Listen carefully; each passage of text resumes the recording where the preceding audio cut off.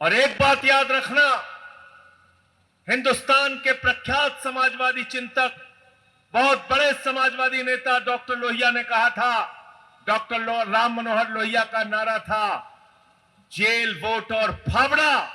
Jail संघर्ष का प्रतीक, vote परिवर्तन का प्रतीक, फावड़ा अंग्रेजों का देश में राज है। पढ़े लिखे नौजवान को रोजगार नहीं मिल रहा, किसान को फसल का उचित मूल्य नहीं मिल रहा। इस पे कोई जनता का ध्यान नहीं जा रहा है। ऐसे में जब लोगों को बुनियादी मुद्दे से हटा करके मंदिर, मस्जिद, हिंदू मुसलमान में उलझा, देश की एकता अखंडता को बर्बाद करने का काम भारतीय जनता पार्टी। तो धरातल पर मैं बता दूं आपको, भारतीय जनता पार्टी के जो लोग हैं 500-500 रुपया, 1000-1000 रुपया दे करके भीड़ बुलाते हैं। आज तक की डेट में मैं बता दूं आपको, उनकी ये औकात है। बता दूं, रियल बात ये है, अगर विद्यालय खोल रखा है, शिक्षण संस्थान खोल रखे हैं, तो वहाँ पर टीचर से लेके और सबको जिम्मेदारी दी जाती है। इतनी भीड़ इस विद्यालय से आना चाहिए, बस की व्यवस्था कर रहा हूँ, इतना मामला है। धरातल पे कुछ है वही नहीं उनके पास। क्यों? क्योंकि वास्तव में समाज के लिए कोई अच्छा कार्य कर। नमस्कार, मैं राकेश मोहन सिंह और इस वक्त मैं मौजूद हूँ मेरठ में। और आने का कारण ये है कि संजय सिंह अपने 5वें चरण की यात्रा निकाल रहे हैं। 16 तारीख से लेकर 20 तारीख तक ये यात्रा चलेगी और ये संजय सिंह के 8 चरणों की यात्रा में से 5वां चरण है। आज यहाँ आने का खास कारण ये भी है कि जब इससे पहली यात्रा हमने मथुरा से दिखाई थी आपको, तब पार्टी सार्वजनिक रूप से एकजुट थी। लेकिन इस बार जब ये यात्रा निकल रही है तो पार्टी में बहुत बड़ी फूट पड़ चुकी है और राज्यसभा के 7 सांसद बीजेपी में जा चुके हैं। उसके बाद कैसा है पार्टी का माहौल और कैसे ये जो पद यात्राएं हैं और इसमें जो कार्यकर्ता शामिल हो रहे हैं उनका मनोबल कैसा है, ये भी देखना दिलचस्प होगा। और कार्यकर्ताओं से भी बात करने की कोशिश करेंगे कि जो संजय सिंह ये यात्रा निकाल रहे हैं उसकी परिणति से विधानसभा चुनाव 2027 में उन्हें क्या निकलने की उम्मीद है। इसी तरह की छोटी जनसभाएं संजय सिंह और आम आदमी पार्टी के द्वारा की जा रही है। और मेरे पीछे आप ठीक देख रहे होंगे तो मंच पर संजय सिंह विराजमान है। तो ऐसी छोटी जनसभाओं का संचालन इस पद यात्रा में हर रोज किया जा रहा है। जब पार्टी के कार्यकर्ताओं से बात करेंगे तो समझ में आएगा कि किस तरीके से पार्टी के जो कार्यकर्ता हैं, जो जमीनी कार्यकर्ता है, जो जमीन पर पार्टी के लिए काम करते हैं, उनका मनोबल कैसा है, उनके मन में किस तरह का भाव है और क्या उन्हें लगता है कि इस तरह की पद यात्राओं से विधानसभा चुनाव 2027 में आम आदमी पार्टी के हिस्से में कुछ आएगा या सपा और बीजेपी की आंधी के आगे जो झाड़ू है वो तिनकों की तरह बिखर जाएगी। कार्यकर्ताओं से बात करेंगे और समझने की कोशिश करेंगे कि इस यात्रा से उन्हें कितनी उम्मीद है। हमारे साथ है, क्या नाम है जी? हमारा नाम अंकित परिहार है। अच्छा, ये बताइए अंकित भाई कि संजय सिंह जो ये यात्रा निकाल रहे हैं, इस पर कुछ आपको जमीनी स्तर पर इसका कुछ प्रभाव दिख रहा है? क्योंकि पार्टी तो लगातार टूट रही है, तो कार्यकर्ता एकजुट कैसे रह पाएंगे? भाई साहब, आपको बताएं, मैं मेरठ से बुंदेलखंड 700 किलोमीटर दूर है। मैं पहाड़ों से आया हूँ और असर नहीं होता तो मैं ना आता। मैं इसीलिए चल के आया हूँ कि रोजगार और सामाजिक न्याय पद यात्रा का नेतृत्व मेरठ की धरती से हो रहा है। मेरठ की वही धरती है जहां से क्रांतिकारियों ने ब्रिटिश हुकूमत के खिलाफ बिगुल फूका था, चले गए। अब काले अंग्रेजों का देश में राज है। पढ़े लिखे नौजवान को रोजगार नहीं मिल रहा, किसान को फसल का उचित मूल्य नहीं मिल रहा, माँ बहनों की सुरक्षा नहीं है, व्यापारी व्यापार से परेशान है, सड़क पे नौजवान परेशान है। तो योगी सरकार तो कह रही है ना कि हम लगातार रोजगार दे रहे हैं, पारदर्शी परीक्षा हो रही है, किसी को पैसे देने की जरूरत नहीं है, जिसका मेरिट होगा उसको रोजगार मिल ही रहा है। भैया, 2 नीट की परीक्षा 2026 की अभी फिलहाल 1 सप्ताह नहीं बीता, 22 लाख लोग बेटा बेटी गए थे पेपर देने के लिए, घर नहीं पहुंचे थे, पेपर लीक हो गया। एक हमको तमाम ऐसे लोगों के फोन आए जो ई रिक्शा चलाते हैं, किराना की दुकान खोले हैं, फल की दुकान खोले हैं, टेम्पू चलाते हैं। अब कैसे वो अपने बच्चों को पढ़ा रहे हैं और सालों साल बच्चे अच्छे शहर गाँव से जाते हैं, कस्मों कोचिंगों में पढ़ते हैं, 8x6 के कमरे में रहते हैं, दाल भात खा के रूखा सूखा करके एग्जाम सेंटर पढ़ने जाते हैं और वहां से वापस नहीं आ पाते। सरकार पेपर लीक करा दे रही है। ये पारदर्शिता है, ये इनका मानक है। बुंदेलखंड में क्या हालचाल है अभी? बुंदेलखंड में तो सरकार कह रही है बहुत विकास हो रहा है। कौन सा विकास हो रहा है बुंदेलखंड में? एक एम्स इन लोगों ने बनाया हो, एक अच्छा कारखाना इन लोगों ने लगाया हो, एक अच्छा मेडिकल कॉलेज बनाया हो, सिवाय पलायन, दोहन और शोषण और खनन के वहां कुछ नहीं हो रहा है। नरेंद्र मोदी के अधिकारी झांसी बुंदेलखंड आते हैं, मध्य प्रदेश के बुंदेलखंड आते हैं, लखनऊ से आते हैं, सूटकेस में भर भर रुपया ले जा रहे हैं। दिया क्या है इन्होंने? एक सेंट्रल यूनिवर्सिटी है बुंदेलखंड के अंदर, वो भी यूनिवर्सिटी वहां के जो बच्चे फीस देते हैं उस फीस से वो पूरी यूनिवर्सिटी कैंपस चल रहा है। सेंट्रल तो उसको पैसा भी नहीं देती, मान्यता नहीं देती। क्या किया इन लोगों ने? एक सेंट्रल यूनिवर्सिटी इन्होंने बनाई। आप पूरे बुंदेलखंड में हम लोगों ने जन आक्रोश यात्रा निकाली थी। हमारी यात्रा चित्रकूट से शुरू हुई थी। चित्रकूट, बांदा, कालंजर, दमोह, पन्ना, सागर, टीकमगढ़, निवाड़ी, हमीरपुर, दतिया, जालौन होते हुए ओरछा में हम लोगों ने समाप्त की थी। नौजवान हो, किसान हो, महिलाएं हो, बुजुर्ग हो, मजदूर हो, जबरदस्त समर्थन मिला था। और वो समर्थन क्यों कर रहे थे कि बुंदेलखंड का विकास तभी हो सकता है जब बुंदेलखंड को अलग राज्य लेकिन बनाए। योगी सरकार का कहना है कि राज्य उनके शासन के बाद भ्रष्टाचार मुक्त हो गया। अरे भ्रष्टाचार मुक्त हो गया? 2014 में आए थे नरेंद्र मोदी हमारे मैदान में झांसी की, बोले गरीबों तुम्हारा विकास तभी होगा जब बुंदेलखंड राज्य बनेगा। हम लोगों ने उन्हें सत्ता पे बैठा दिया।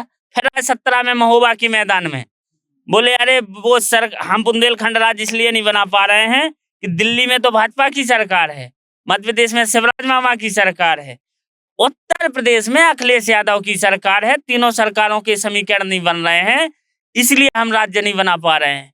उत्तर प्रदेश में भी बनाओ आदित्यनाथ को मुख्यमंत्री। 19 सीटें हैं हमारी। 2017 में यूपी के बुंदेलखंड ने 19 की 19 सीटें भारतीय जनता पार्टी को दी थी। तो एक्सप्रेसवे बनाया था आपके यहाँ, बुंदेलखंड एक्सप्रेसवे? आप अपना कैमरा और अपनी ऑडियो और हमको लेके चलो, मैं दिखाता हूँ क्या एक्सप्रेसवे इन्होंने बनाया है। हर 5 से 10 किलोमीटर पे ब्रेकर लगे हुए हैं, काम चल रहा है। किस कंपनी ने बनाया है? पुल के पुल टूट रहे हैं बुंदेलखंड में। जब आप जैसे सच्चे पत्रकार हैं और आप लोगों को सलाम के जो सवाल पूछ ले रहे हैं, दिखा दे रहे हैं, बड़े मीडिया चैनल दिखा रहे हैं, पूरे बुंदेलखंड के देख लो एक्सप्रेसवे। पूरे बड़े बड़े अखबारों में हेडलाइन छपी थी, जालौन के अंदर एक्सप्रेसवे पूरा धंस गया। मोदी जी उद्घाटन करके गए, 48 घंटे नहीं बीते थे और एक्सप्रेसवे धंस गया था।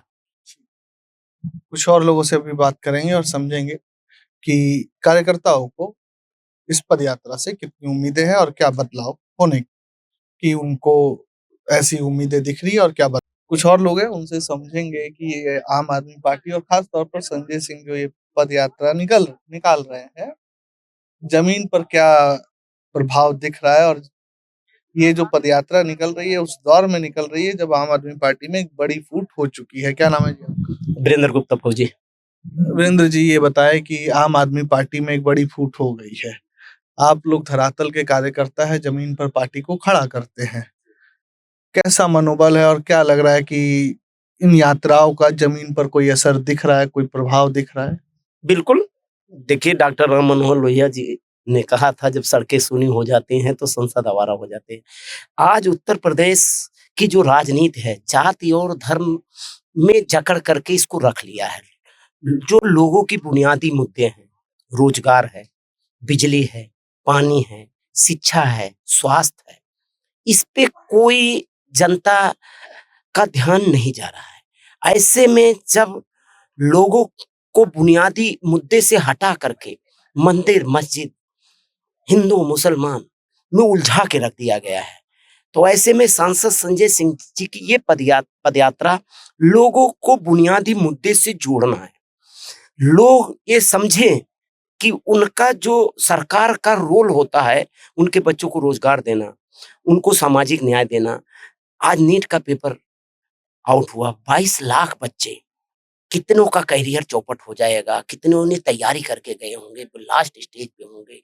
तो ऐसे में हर साल होता है, कभी पुलिस का पेपर, दरोगा का पेपर, लेखपाल का पेपर आउट हो जाता है। तो ऐसे में जनता इस मुद्दे पे भी इसलिए नहीं ध्यान दे पा रही है क्योंकि वहां भी ये जाति और धर्म का जो मुद्दा है वो हावी है।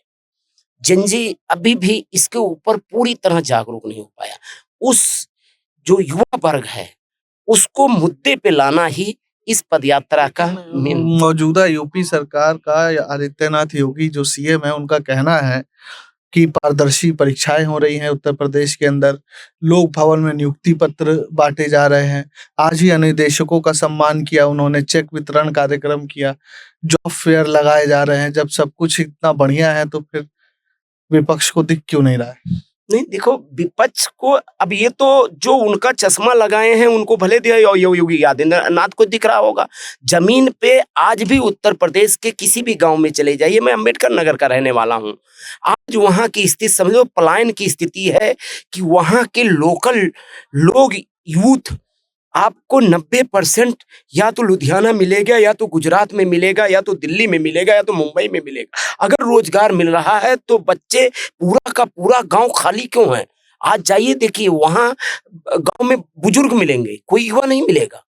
अगर उत्तर प्रदेश में रोजगार होता तो ये पलायन क्यों होता? ये बताइए भाई साहब कि सरकार का कहना है कि गुंडागर्दी खत्म हो गई यूपी से। अभी मैं संजय सिंह को वहां जनसभा में सुन रहा था, वो कह रहे गुंडागर्दी है। गुंडागर्दी तो आपने देखा होगा ना, गुंडागर्दी आपने देखा होगा कि अगर जो हमारे योगी आदित्यनाथ जी हैं, मुस्लिम को ले लीजिए, ब्राह्मणों को ले लीजिए, किस तरीके से टारगेट कर देते हैं। लेकिन बड़े बड़े मुकदमों में वांछित बड़े बड़े जो लोग हैं, उनके उनके सजाती है, वो क्रिकेट खेलते हैं। उनको नहीं दिखता क्या? पता नहीं कितने मर्डर के फिल्में तक बनी है उन पे, उनको नहीं दिखता। 86 मुकदमे में फंसा हुआ व्यक्ति हमारे जनपद गोंडा में भी है, और उसके बाद में जो है दिल्ली में विनेश फोगाट जैसे मामलों में जो है, देखिए किस तरीके से। गोंडा वाले तो अपना पूरा परिवार, कोई विधायक, कोई सांसद, स्कूल, कॉलेज, वो तो बोलते हैं कि हम यहाँ से आवाज दे दे तो अयोध्या, गोंडा, बहराइच सब इकट्ठा हो जाए। अरे मेरी बात सुनिए, बात यह है ना, विद्यालय जब आपने 150, 250, 300 विद्यालय खोल रखे हैं, भीड़ दिखाना हो, जबरदस्ती जो है आप बसों में भर करके लेके आइए, उतार दीजिए जो है। अभी कुछ दिन पहले कुछ कथा वगैरह हुई थी, बसें लगा दी गई वहां जो है, एक एक विद्यालयों में टीचर को टारगेट किया गया, अगर कोई बच्चा नहीं आता तो उसको जो है उसको प्रैक्टिकल में नंबर, और दुनिया बवाल डरा धमका के, मतलब कुल मिला के वहां जो है पता लगा जमावड़ा लगाने का मामला था, है ना।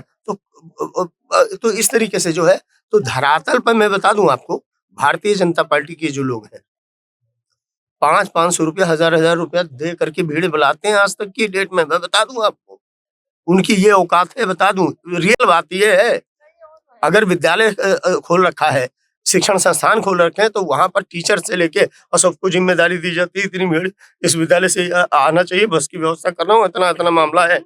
धरातल पे कुछ है वही नहीं उनके पास। क्यों? क्योंकि वास्तव में समाज के लिए कोई अच्छा कार्य नहीं करते। भारतीय जो जनता पार्टी है ना, आप जानते हैं, उन्होंने कहा था कि जब हमारी सरकार आएगी, राम राज्य व्याप्त होगा, हर जगह खुशहाली होगी। आज क्या हो रहा है? देश की एकता अखंडता को बर्बाद करने का काम भारतीय जनता पार्टी कर रही है। मैं बता दूं आपको, भाई से भाई को लड़ाने के काम कर रहे हैं, हिंदू से मुसलमान को लड़ाने का काम कर रहे हैं। वास्तव में मैं बार बार कहता हूं, जनपद गोंडा का जिला अध्यक्ष होने के नाते मैं तो हर मंचों पे कहता हूं कि अंग्रेजों से भी गए गुजरे ये थे। आपको क्या लगता है कि भारतीय जनता पार्टी की सरकार आ गई है, आज 25 बोरी बालू में आधी बोरी सीमेंट लिखने वाला जो पद्धति है सरकारी तंत्र में, जो भी निर्माण कार्य होता है वो बंद हो गया। PWD से लेके और उसके बाद में जितने भी ऑफिस हैं, वो घूस लेना बंद हो गया। आपको लगता है? जो बताओ था कि एक्सप्रेसवे इतना हो गया, निवेश इतना आ रहा है, इस पे देखिए, एक्सप्रेस वे में जनता का पैसा कहाँ सदुपयोग हो रहा है। आज आप रोड टैक्स ले रहे हैं, आप नहीं चल के आए एक्सप्रेसवे पे? तो टोल टैक्स, अब गाड़ियां जा रही हैं, टोल टैक्स ले रहे हैं। इसमें सरकार का सरकार का मेन पैसा जो लगता है वो शिक्षा पे लगता है, स्वास्थ्य पे लगता है, और गांव में लगता है, रोजगार पे लगता है। लेकिन सरकार एक्सप्रेस पे तो कंपनियां दे रही है पैसा, 200 साल तक वसूलेंगे। सरकार ये एक बात बता दीजिए, मेरठ की सड़कों पे मैं आया था, मैं समझता था गोंडा ही गया गुजरा है। मेरठ की सड़कों पे आया हूँ।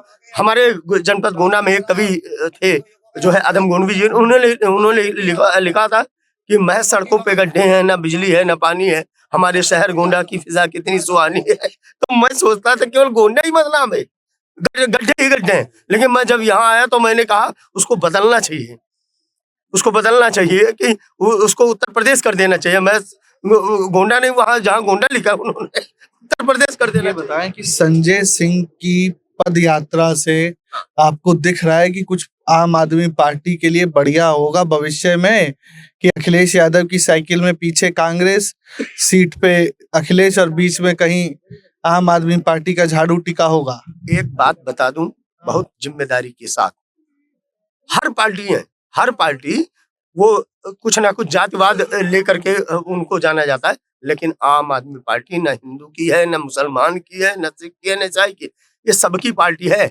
और ये जानी किसी जाति धर्म विशेष प्रकार से किसी जाति धर्म समुदाय की पार्टी नहीं जानी जाती।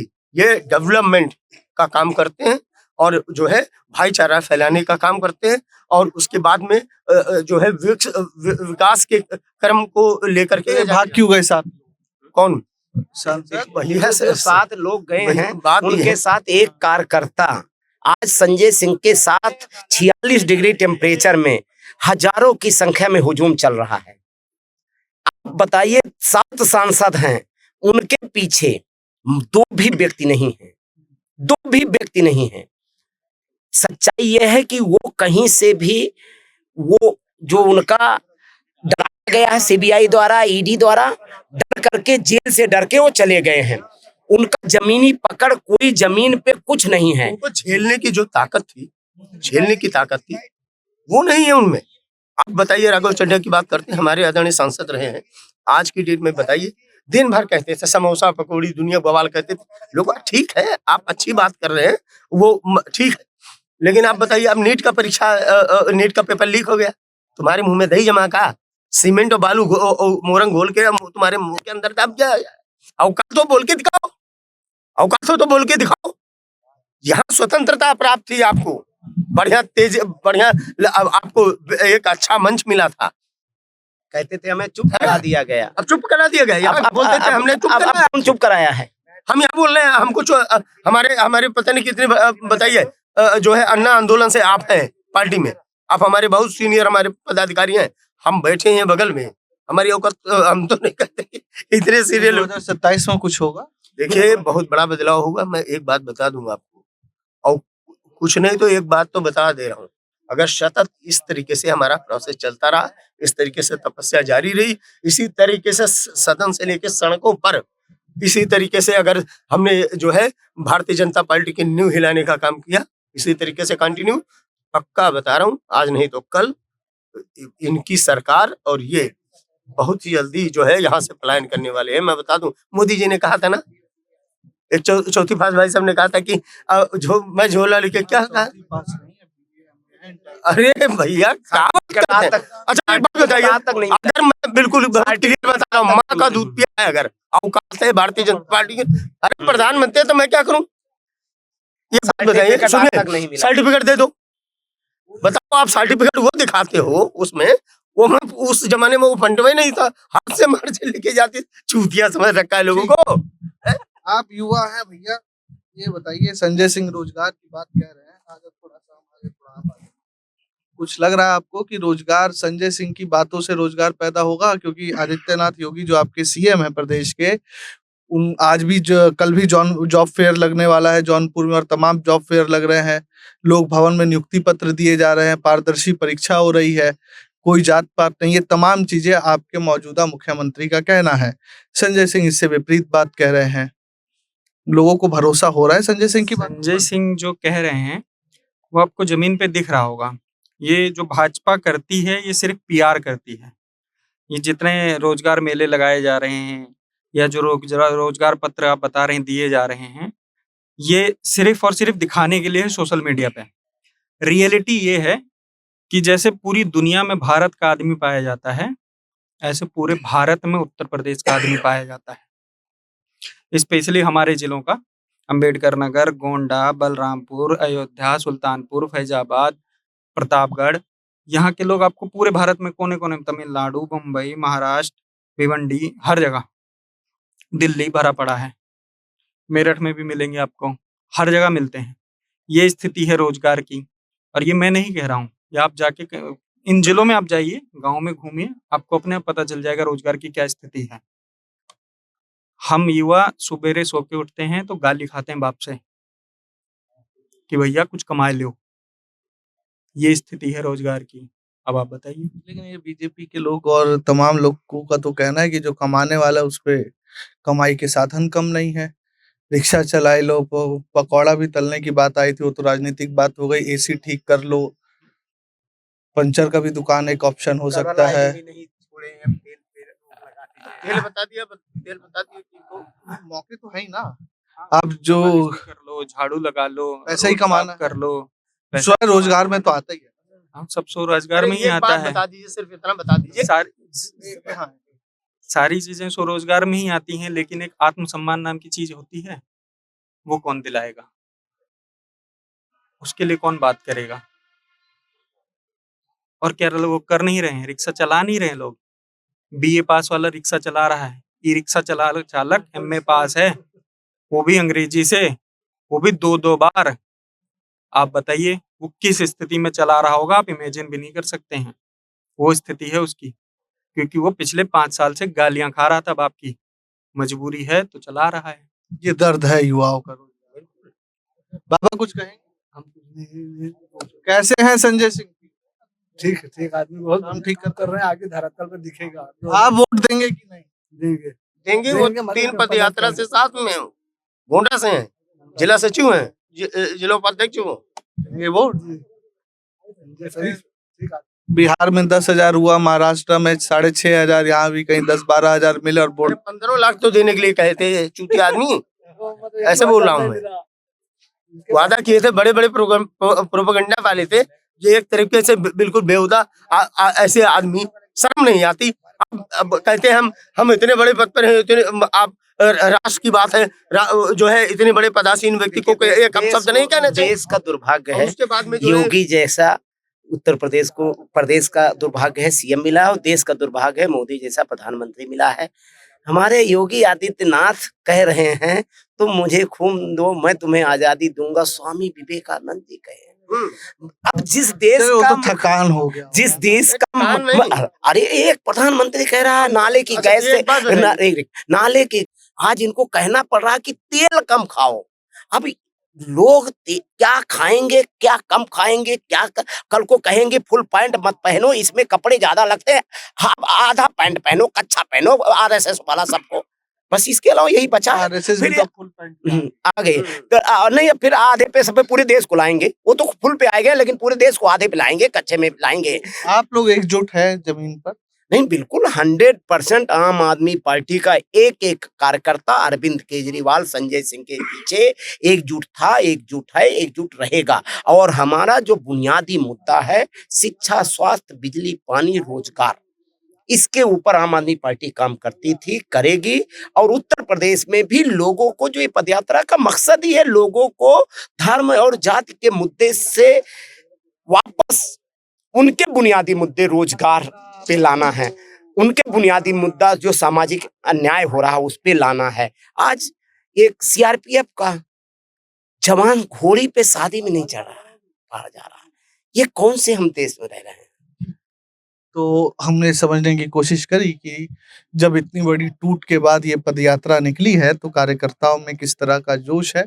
यूपी के अलग अलग जिलों से कार्यकर्ता आए हैं, और इसी तरीके से ठीक मैं पिछली भी पदयात्रा में गया था और मैंने वहां से भी दिखाया था कि संजय सिंह स्वयं ऐसे ही बैठते हैं और गाने भजन होते रहते हैं और लोग बैठे रहते हैं। इसी तरीके से अगर वीडियो जर्नलिस्ट दिखा पाए तो लोग बैठे हुए हैं, और एक ये ओपन एरिया है, और इसी ओपन एरिया में खाने से लेकर तमाम व्यवस्थाएं रहती हैं। और संजय सिंह अभी बैठक कर रहे हैं, फिर उनसे भी बात करेंगे और समझने की कोशिश करेंगे कि जो मथुरा और हाथरस वाली पद यात्रा थी उससे ये पद यात्रा कितनी अलग है।